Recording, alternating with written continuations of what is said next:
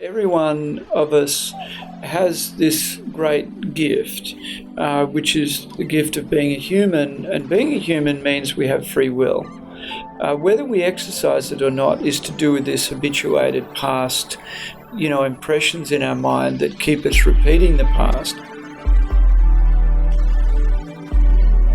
Welcome to Radically Loved Radio. I am your host, Rosie Acosta, yoga teacher and teacher trainer, mindfulness coach, speaker, and creative writer. I am also the founder of radicallylove.com, a website where you can go for more information about yoga, mindfulness, meditation, and lifestyle advice. On this podcast, we talk to people within our health and wellness community that are creating content through the ritualistic practice of yoga, meditation, or overall mindful living. We hope to create value in your life so that you can achieve your highest potential and live a radically loved life. To stay in touch with us, just follow me on Instagram and Twitter at Rosie Acosta and on Facebook at Radically Loved Rosie. You can sign up for our newsletter on radicallylove.com to stay up to date on future workshops, retreats, and latest podcasts. What's up, fam? Who else has tried Fabfitfun? If you don't already know about it, it's a seasonal box with full-size beauty, fitness, and lifestyle products. The box I received was so epic. Truth be told, I've been a subscriber for a long time, and when we partnered up, I totally fangirled out and admitted to them that I had been a subscriber for years. Each season's box features a variety of amazing quality brands like Tarte, Kate Somerville, Anthropology, Free People, Dr. Brandt, and that's just the beginning of it. So don't miss out because they sell out fast. Check out www.fabfitfun.com and use the code RADICAL. That's RADICAL. So you can save $10 off your first box, making it only $39.99. Again, that's fabfitfun.com and use the code RADICAL. You deserve to treat yourself.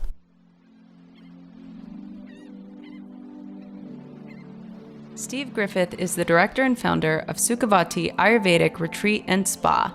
Steve's passion is to assist the growth of individual potential toward greater success, enhancing mental and physical well-being to maximize results in business, sport, and life. His focus being on executive development, incorporating health and well-being, leadership, corporate change, and cross-functional team building. But what excited me the most is that he's been studying yoga and meditation since the 70s and was a longtime student of His Holiness Maharishi Mahesh Yogi, whom was the Beatles' meditation teacher. So as you can imagine, I spent several hours picking this man's brain, and we would have breakfast together and dinners while me and my girls were on a Panchakarma retreat in Bali, which was amazing. And we were really able to talk about a couple of different important topics that I feel we're facing culturally today, and I'm so excited to share his insight and his wisdom. I hope you enjoy the conversation as much as I did. Here is Steve Griffith.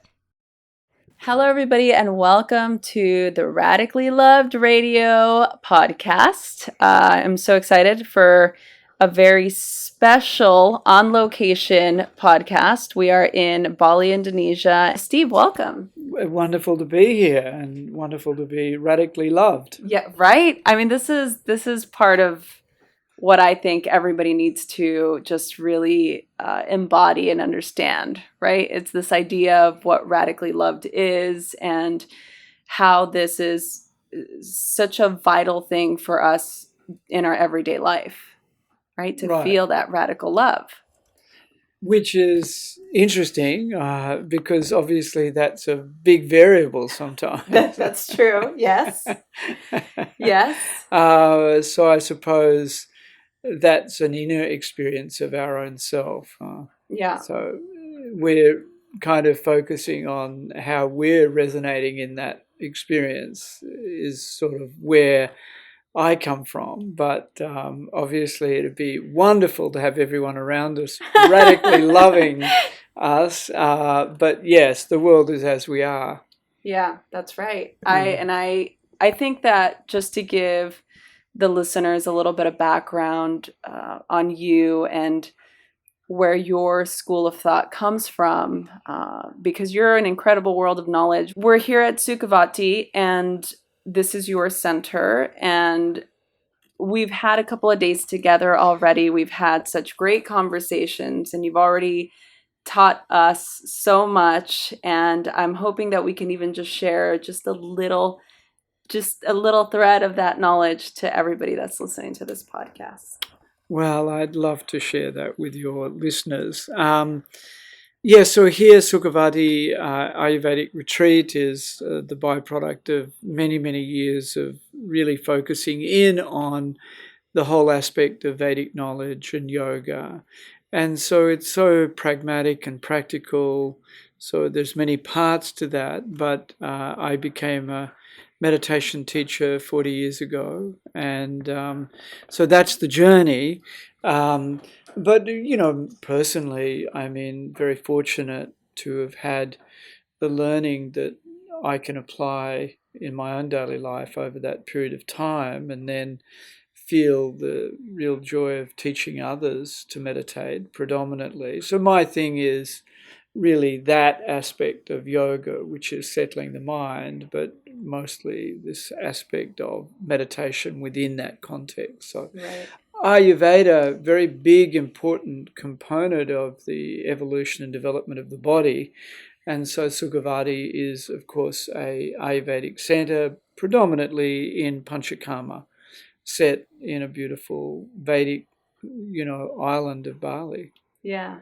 Yes. And for the people that are listening, what Steve is not sharing is that he comes from a very knowledgeable lineage of His Holiness Maharishi. Yes, yes. So Maharishi was my teacher. His teacher was Gurudev, and there's a long, history. He was the Shankaracharya in India, but Maharishi himself brought meditation to the West in 1959. I learnt in 1976. So then, but Maharishi was great because he himself was a science graduate at Allahabad University. And when he really became a disciple of his teacher, really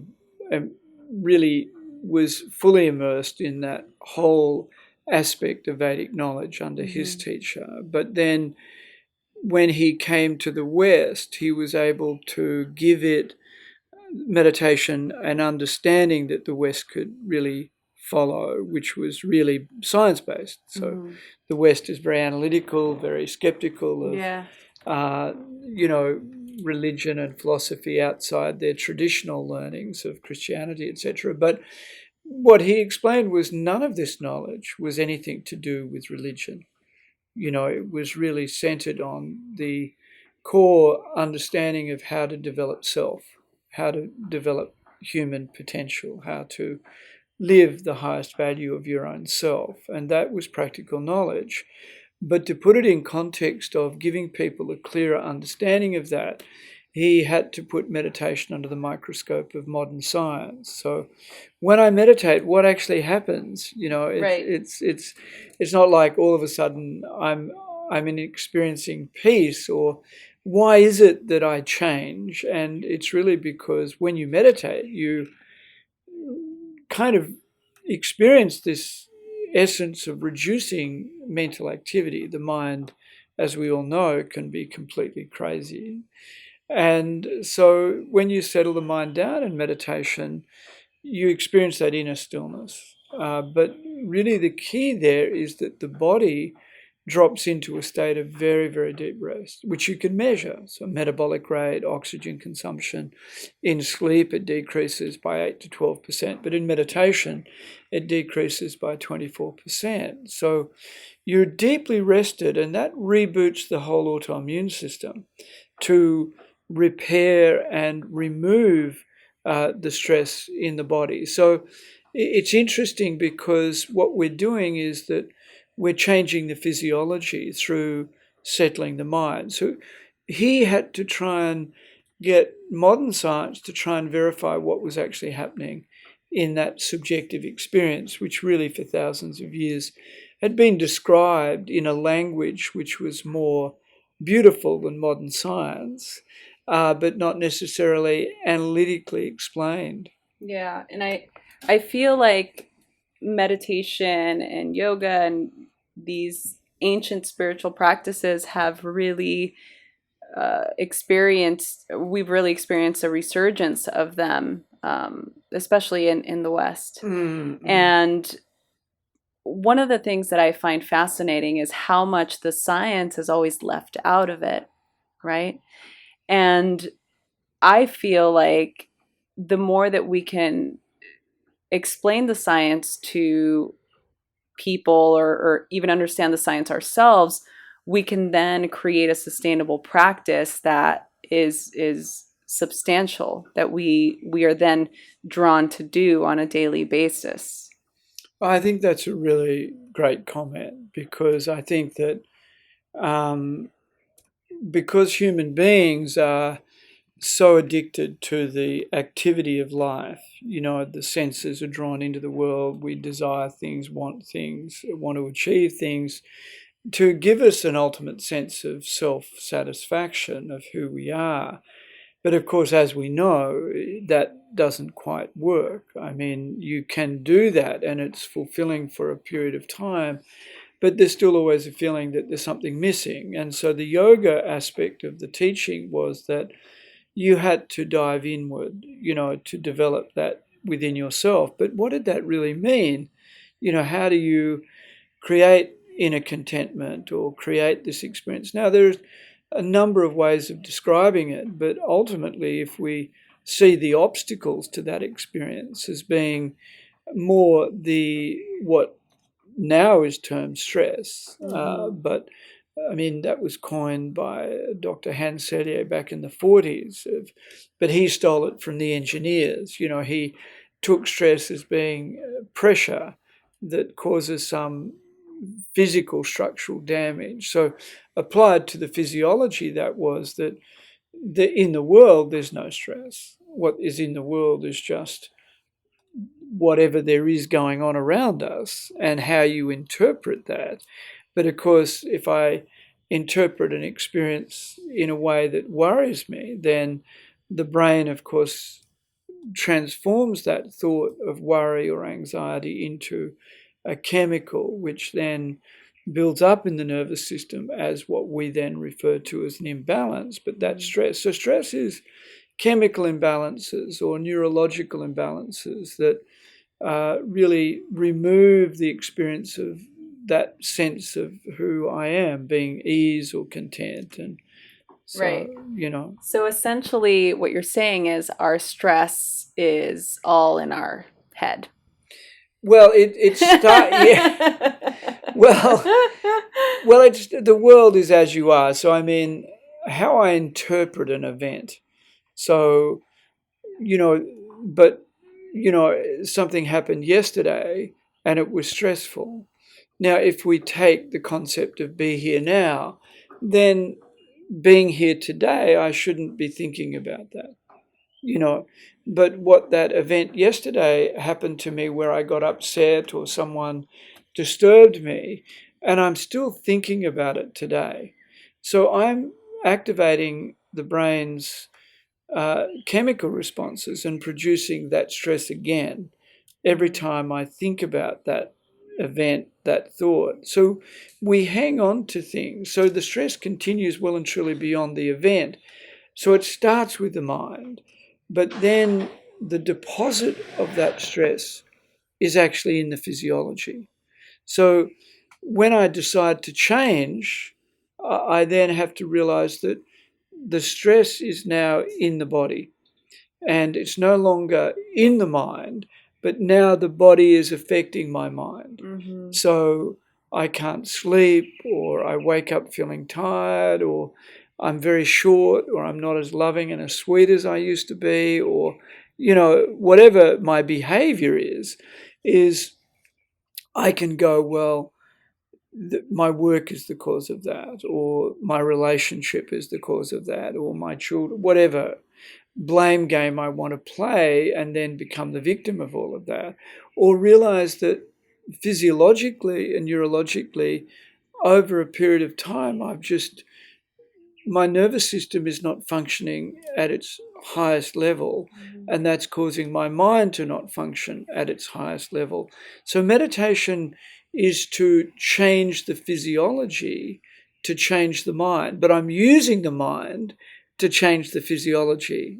Very interesting. Oh my goodness, you're gonna have to explain that a little bit more, because I think it's such a in-depth statement, because if we're then using our mind to get ourselves out of that stressful state to then transcend the mind, it can be a little bit tricky, right?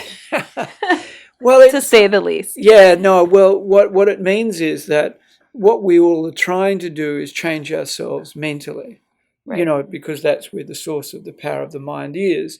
But what is affecting people is the mind, but actually it's influenced deeply by the past experiences that are now creating imbalances in the physiology. So, for example, if I have high levels of cortisol, which is a byproduct of different experiences and thoughts, I'm now anxious, right? So I think, oh, I'm anxious because of work. But actually, the cause of my anxiety is my chemical imbalance of too much cortisol.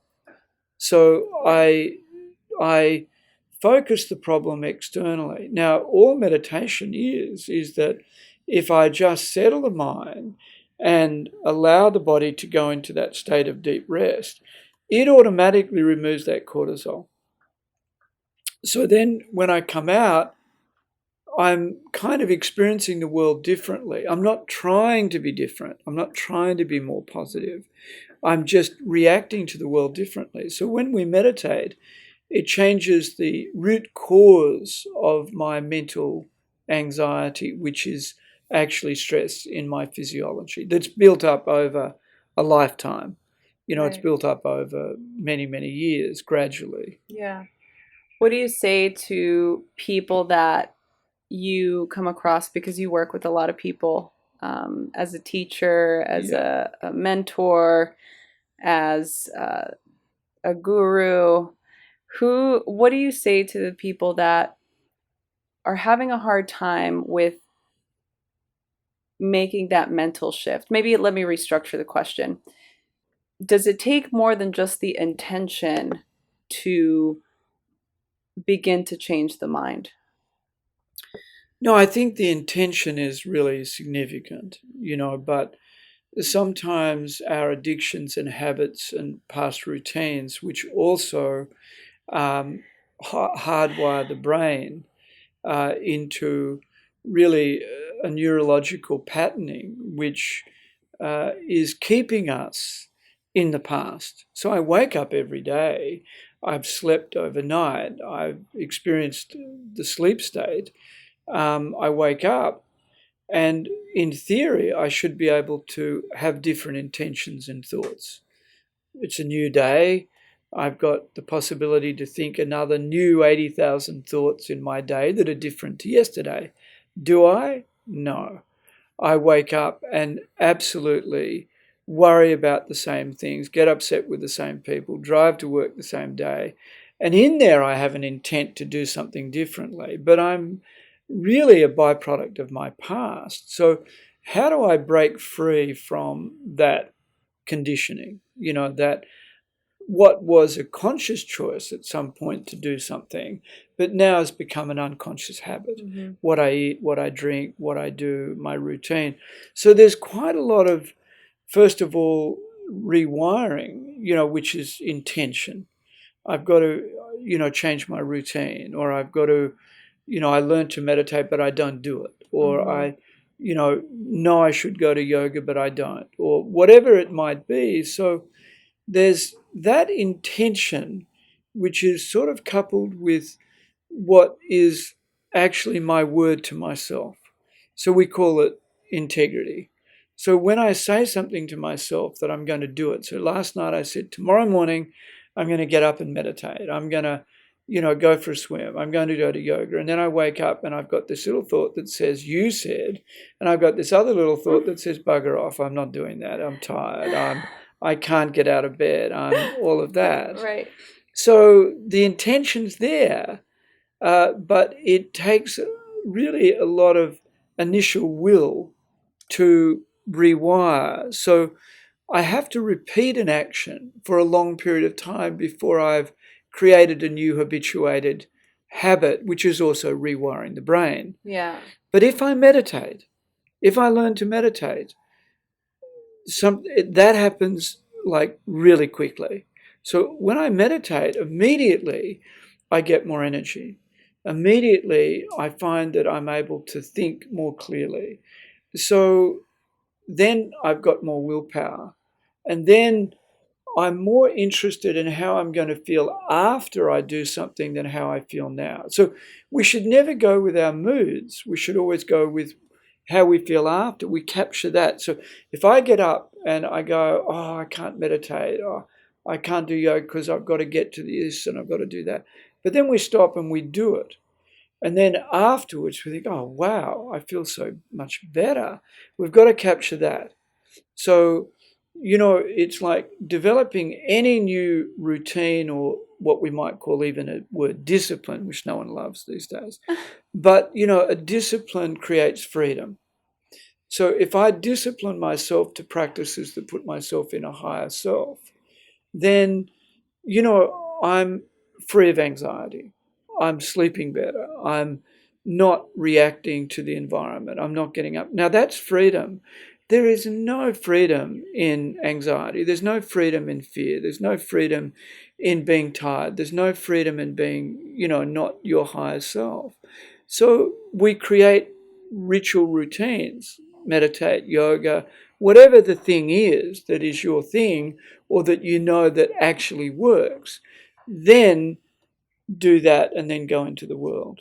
And you be a better version of your own self. But you have to put yourself in that routine. Yeah, well, I mean, it's just a matter of doing it, which can be very challenging for some people if they have the patterning of not doing it. Absolutely. And that takes, theoretically they say it takes 120 days now to rewire a new habit. Oh, really? 120 days? So how many months is that? 3 or more, 4 months. 4 months. Yeah. So if somebody started to meditate today and this was part of their new ritual, their new routine, in 4 months, it would be natural. The technique that we teach is really so easy and effortless that they get it from day one, but still their old habits and routines are there. But at least because they feel better so quickly within a week, they're motivated to do it. But still it'll take, at least 3 or 4 months for that to become a life practice, right. Routine.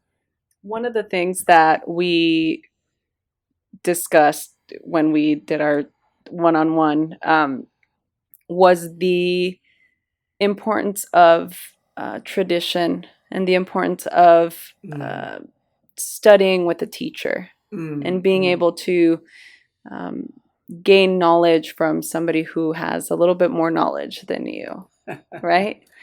That's the way I see it anyway. Yeah, no, that's I think that there is, I think we also talked about going back to, there are many teachers today that are inspiring, and there are many people out there doing a lot of good things. I think there are 2 things with that. One is that we're applying a practice that is working, that the techniques that we have of the meditation, that where that comes from. The technique that I learned originally, of course, with Maharishi's no longer here.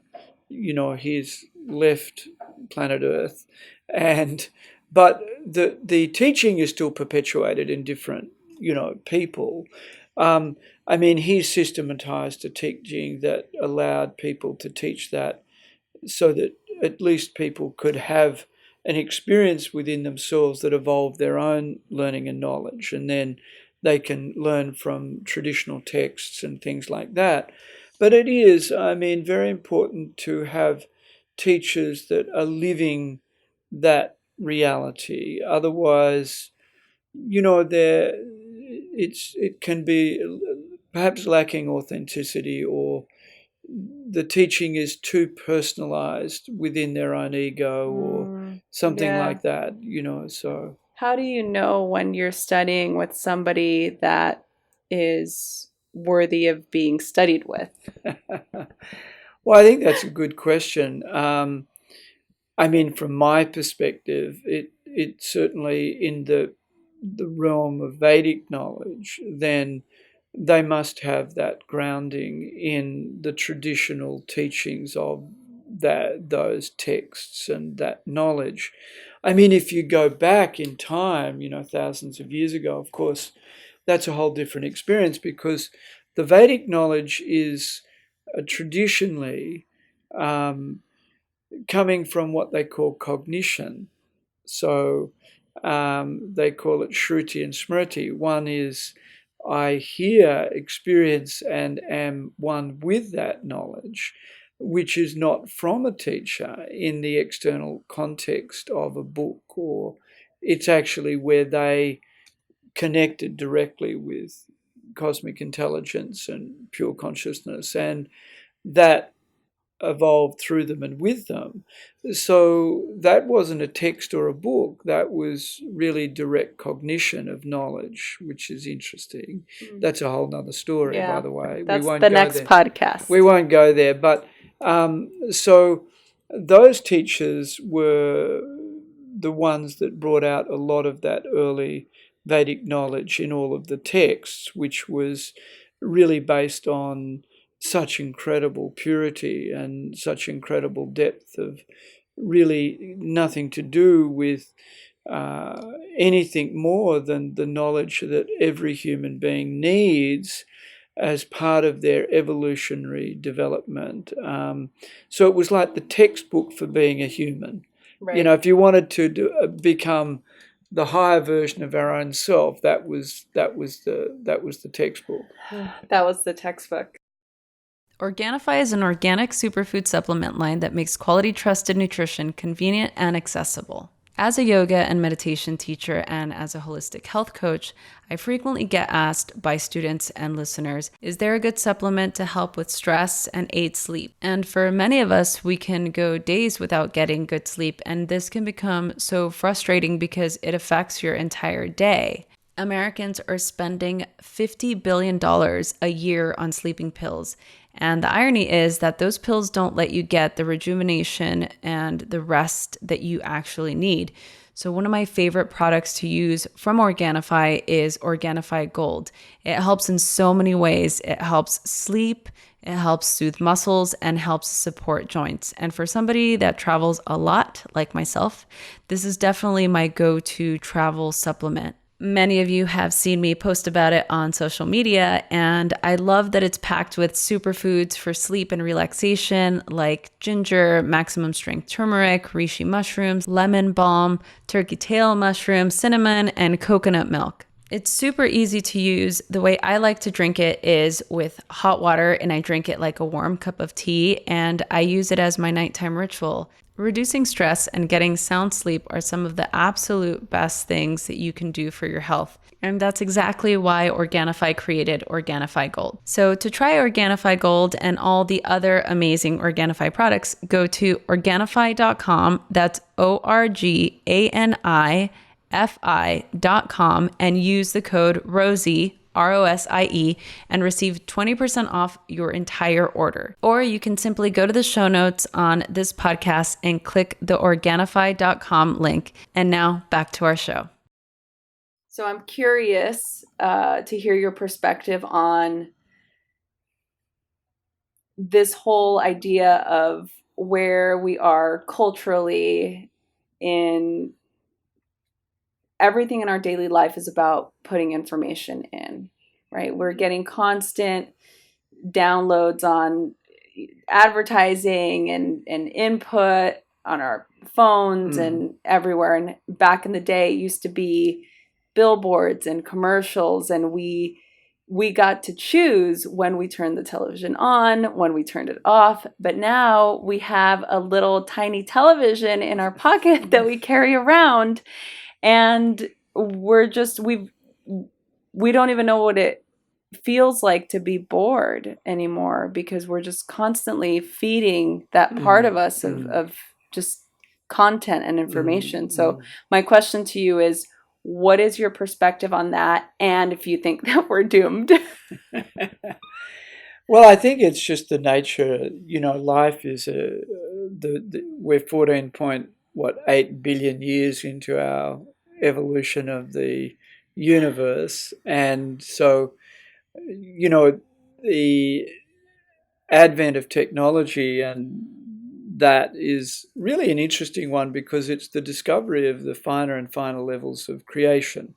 So what happened was that modern science has gone deeper and deeper into the material level, like electromagnetism, gravitational, and all of that knowledge has delivered everything that you're talking about. So it's kind of using the mind to study nature at its most subtlest level, which really is amazing from that perspective, because it's also discovered the quantum field, and it's discovered the unified field. So it's given us all of that, but it's also given us an understanding that within nature we can go to the subtlest level, and atomic nuclear is incredibly powerful. But the ancient scientists of this knowledge knew that, and they were delving into this knowledge, 5,000-10,000 years ago, to understand really this experience of the mind at this level. So they knew that the objective world had these subtler levels, but it wasn't worth studying that, because if you studied your own self and you were able to unfold that human potential within you, then you would know all of that anyway. But in that process, the important thing was how to manage your own mind. So the whole of yoga and the whole of this knowledge was that even back then they knew, without technology, but still people couldn't manage their own mind. So this is just another version of another story. I mean, so wars, violence, the inability to be at peace or content is not a modern time event. It's just it's an ageless experience of the humanness of a being. So when we learn, so we have to learn to go within. So we need meditation. It's not, an optional extra on the human journey. It's kind of, that was the learning, to take the mind in. And then when you are doing that repeatedly over and over and over and over again, because it's the repetition of that that evolves the silence into the permanent experience of being active. So I'm in the world, my body is active, but my mind is now eternally in that state. That's the evolution. So then it wouldn't matter what technology there is. It wouldn't matter what is bombarding me.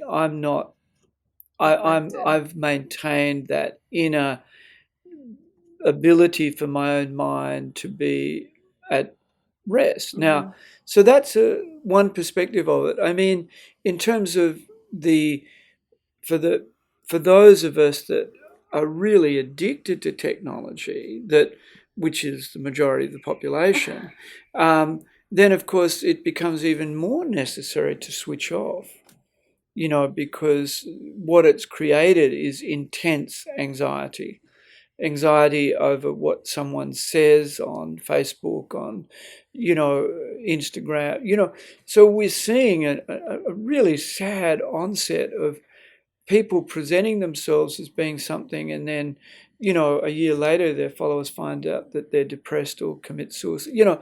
There's a big disconnect between where I am internally and what's going on, what I'm presenting. And so I think there's a lot of pressure for people to be something really than just to be themselves. And so that's why meditation needs to be taught in schools.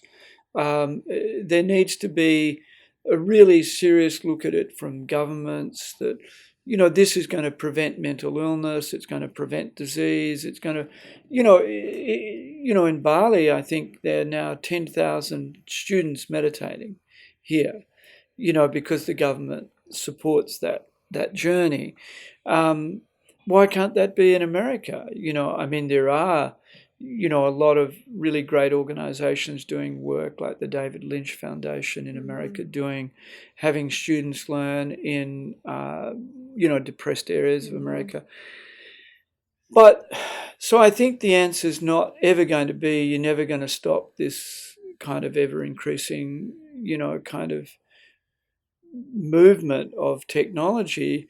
You just have to learn to manage your own mind and know that you've got to create rhythm, which means that you at least find 20 minutes twice a day to kind of switch off. That's all you need from a meditation point of view. And as you know, my little favorite thing of going to bed early. Right. No, I love that. Can you speak to that a little bit more and how important that is? Well, what happens is that if we don't, over the years, I've taught thousands and thousands of people to meditate, and every week talk to hundreds and hundreds of people. And when, every question that I ever get in a large audience is, I can't sleep, or I wake up feeling tired. And so, or if someone comes to me with genuine psychosis or any deeply inflicted mental disorder, it always has a history of not sleeping. So there's always, now that may have its source in trauma, it may have its source in stress, but not being able to sleep is really a problem. So, that is really important. So we need to go to bed earlier because the hours before midnight are more restful. It's good to get up early, really early. But like before the sunrise. Or at sunrise is sort of the time when the sun is giving you the most kind of, good energy. You hear that, night owls? But, we're addicted to staying up late because that has its own charm. Because we're so busy that there's sort of like silence at night and peace, unless you're watching TV or Netflix or something. Netflix. We've got to, that's an addiction. But you've got to have that little bit of, how am I going to feel tomorrow? Right. And you've kind of got to go, you know what? Some people say to me, but Steve, I love staying up late. And I go, but how do you feel in the morning? I feel terrible. Okay, so how can you love getting up early? How can you love going to bed? And you can only get there when you feel really great by having a different routine. So sleep's important. There's a whole kind of psychology around that. But, then you just add meditation, 20 minutes twice a day. Go to bed a few nights early. Yes, I'm not trying to kind of stop everyone from out there from partying and having a good time. But, it's like the little things add up to something amazing. And I look back over the period, I would never have thought, that you never think you're going to be 60 or you never think you're going to be 50 or like when you're 20, like that's just, you're only in the moment. But it's the little things that add up, the little habits over a long period of time that add up to something amazing, and that's the journey. Oh, I love that so much. I think that's something so important that I have, even for me, that I've been practicing as long as I have, I still have to remind myself that it's important. I don't actually know what I would be like if I didn't do my practice in the morning. I'm afraid to see who that person is because I know what it feels like to do it. Yeah. You're a better version of yourself every day. Yeah. But the thing is that, we never go back when we're practicing these techniques. Yeah.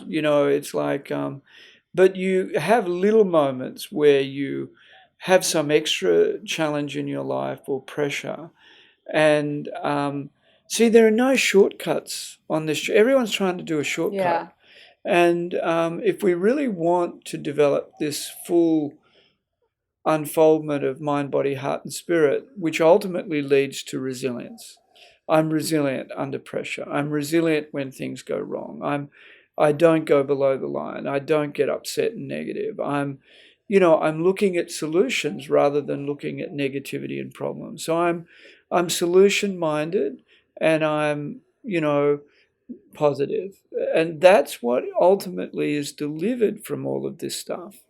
It's practical. This is not about not being in the world. This is about being totally in the world and being the best version of yourself to create whatever you want to create in the world. It's not about doing these practices to escape from all of this stuff.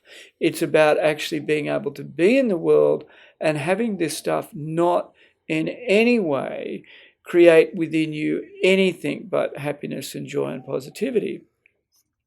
And that's the birthright. So, we create our world. It's like we create our story in our mind, and then we walk in. So you're the director and producer of your own show, your life, right?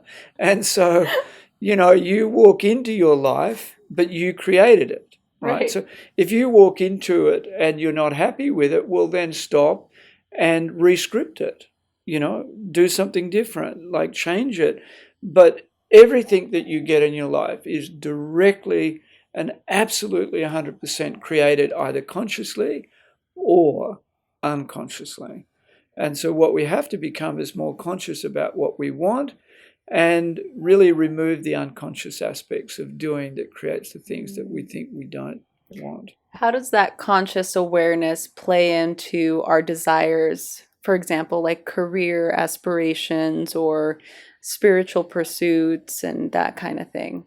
How does those desires? Yeah, like how do we consciously pursue our dharma, I guess, is the question. Is that a big question? No. I mean, obviously, we intuitively know that there are some things that, some people are lucky enough to just know what they want to do, and that becomes their career in life.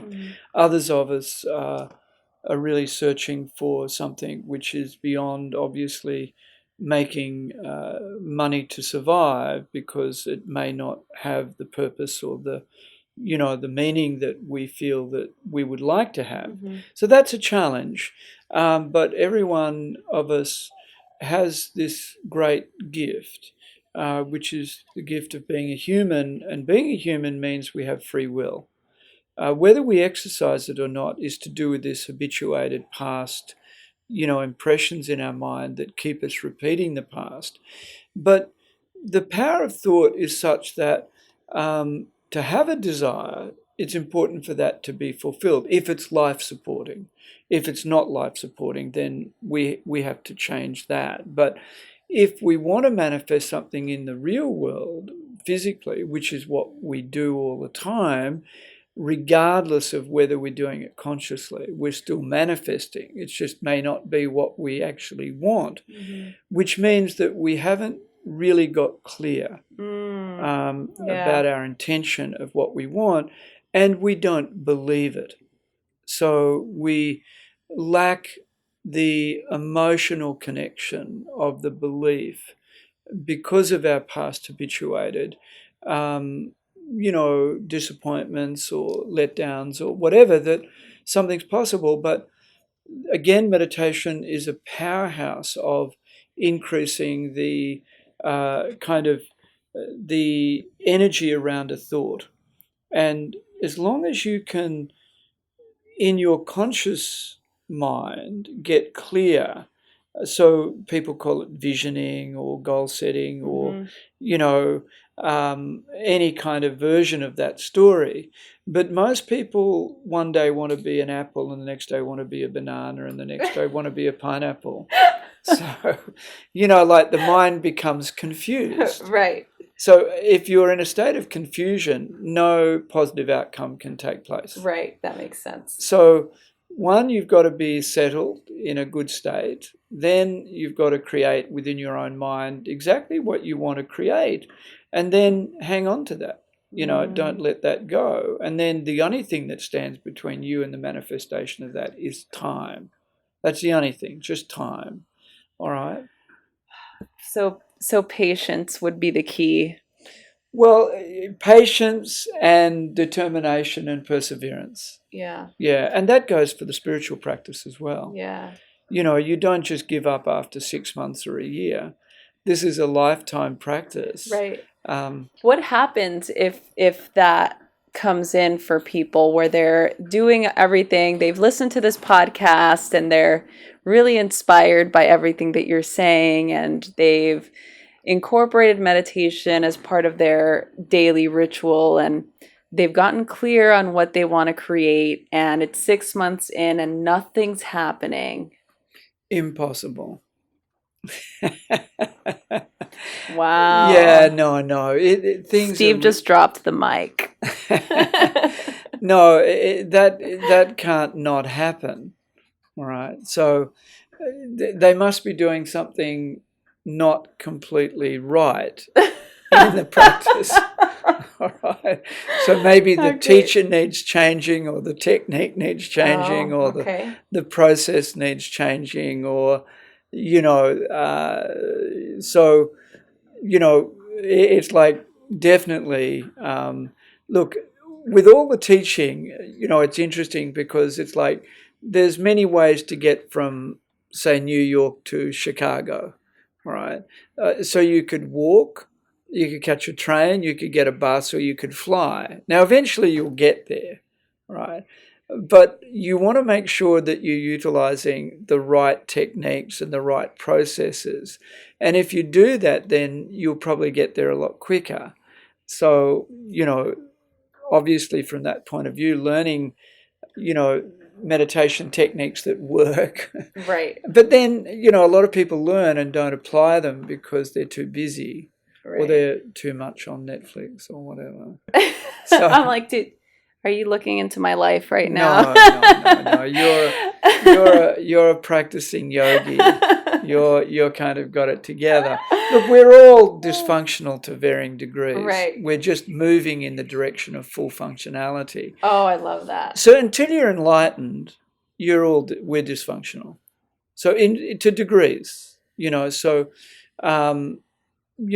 everything is evolving, in the world, but with what we're talking about, you can speed up that evolution incredibly. So 6 months in correct practice, new you, definitely not old you.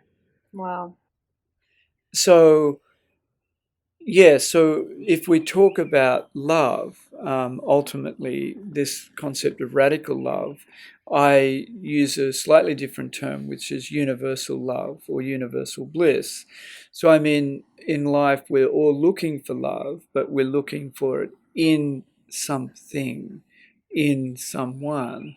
And when we realize that love is the absolute source of our own nature, then it can never be isolated towards one person or different aspects of that, because what it means is that we begin to experience love as a universal expression of everything. So when, I suppose, on my journey, what you feel is that is there all the time within me and outside of me in terms of my experience. So I think that for me, radically loved is feeling trust, feeling that the universe is organizing and that everything will, take place without worry and anxiety and fear. So that's one part of it. What do you radically love? I radically love the opportunity to share the knowledge and teach and gain enormous personal fulfillment, because we all do things to a large extent for our own benefit still. So the reality is that by doing what I do, I benefit enormously from the experience of teaching others. So that allows me to grow and develop and change and learn more quickly than if I was not doing that. So I radically love, being here at Sukhavati, and invite everyone to come and join me, and really experience the opportunity to learn more of this knowledge and realize that that journey is for them, that they can begin to apply that in their own life and experience that more and more for themselves without having to look for that from anyone outside themselves. Steve, thank you so much. This has been so incredible, and I just want to take a moment to thank you for inviting me and Sahara and Tara and Allison to be here in this beautiful resort. It's been such an incredible experience, and I am so excited for everybody listening to at least one time have this same experience in their life. So thank you so much for all of your knowledge, for all of the work that you put into this place, and for sharing your time with us. Thank you. Oh, thank you very much. Well done.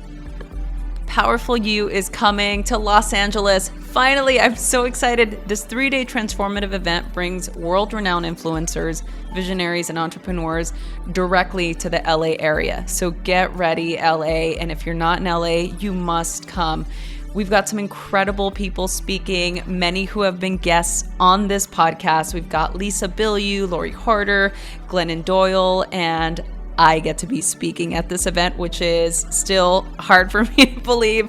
I'm so excited. It's May 17th through the 19th. Get your tickets at powerful-u.com, or you can go to the show notes of this podcast and go directly to the link to get your tickets now. This event will sell out, and I really hope that you treat yourself and get an opportunity to come to this amazing event. So I'll see you soon. Hey everyone, I hope you enjoyed this episode. I am so excited to continue to do this. Please share this with your friends. Email us, message us on Instagram at Rosie Acosta or on Twitter at Rosie Acosta. Subscribe on iTunes, write a review. We love doing this, so please help us continue to keep this podcast going. Thanks for listening.